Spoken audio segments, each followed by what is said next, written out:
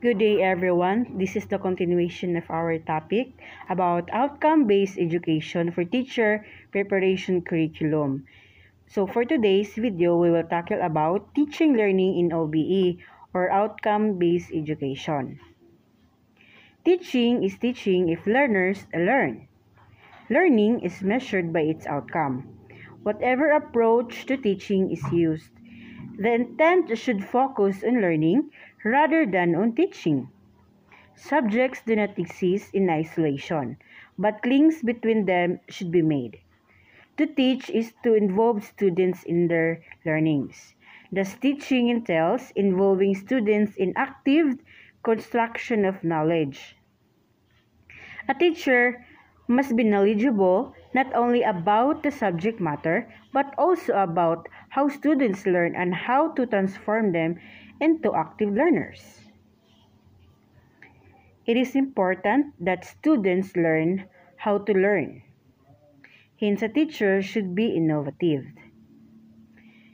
The process of proactive introducing in new teaching strategies and methods into the classroom is known as innovative teaching.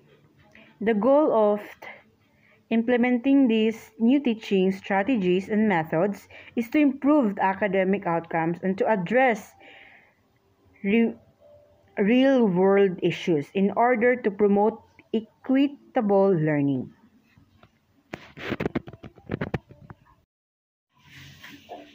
How then should teaching learning be done in OBE or outcome-based education? Here are some tips. First tips is teacher must prepare students adequately. This can be done if the teachers know what they want the students to learn and what learning outcomes to achieve.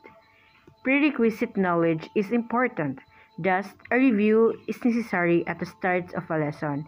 This is very familiar to us and very common to all the teachers because they will ask everyone or some of the students what they have learned in the previous discussions. So the second one is teacher must create a positive learning environment. Students should feel that regardless of individual uniqueness, the teacher is always there to help. Teacher and students' relationship is very important. That's why we are known as the second parent to them. The classroom atmosphere should provide respect for diverse kind of learners. And the third one is teacher must help their students to understand what they have to learn, why they should learn it. In the future, they will use it. It is very important to impart them knowledge. And then how they will know that they have learned. So the best example or the best example of this one is giving them assessment. So we'll tackle about that later. So and the next is teacher must use a variety of teaching methods. The most appropriate strategy should be used taking into account the learning outcome teachers want the students to achieve. Also, to consider are the contents, the characteristic of the students, the resources available, and the teaching skills of the teacher.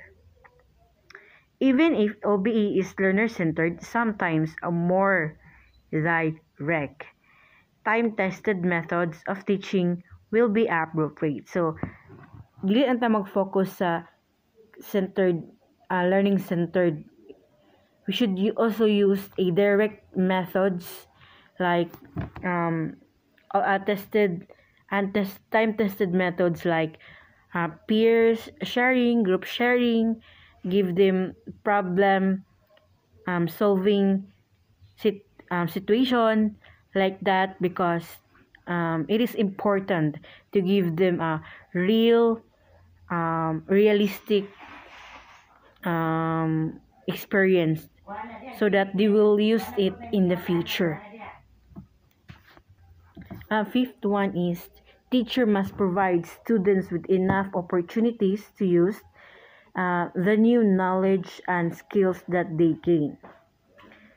When students do this, they can explore the new learning, correct errors, and adjust their thinking. Application of learning is encouraged rather mere accumulation of these. Especially the 21st century students, we should give them a lot of opportunity that are waiting for them in the future. And last but not the least is teacher must help students to bring each learning to a personal closure that will make them aware of what they have learned. Here are additional key points in teaching learning in OBE which show the shifts from a traditional to an OBE view. So from traditional view, instructions, it will become learning in OBE view. And then inputs and resources, in OBE view, it will become learning outcomes. And knowledge is transferred by the teacher in traditional view to OBE view, it will become knowledge already exists in the minds of the learners. And the next is in traditional view, teacher dispenses knowledge. To OBE view, teachers are designers of methods. And then from traditional view, teachers and students are independent and in isolations. While to OBE view, it will become teachers and students work in teams.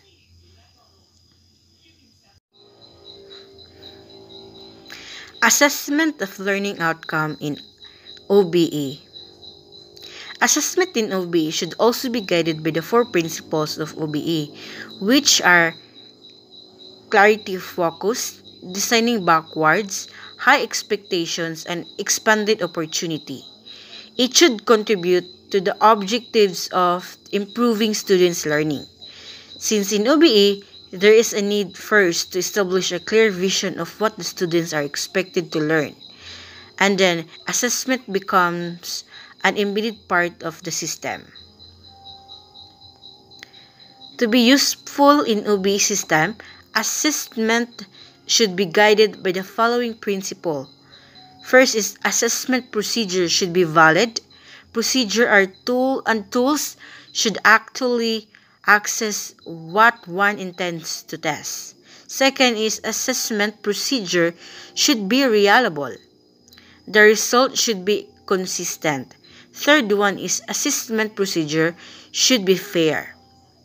Cultural backgrounds and other factors should not influence assessment procedure.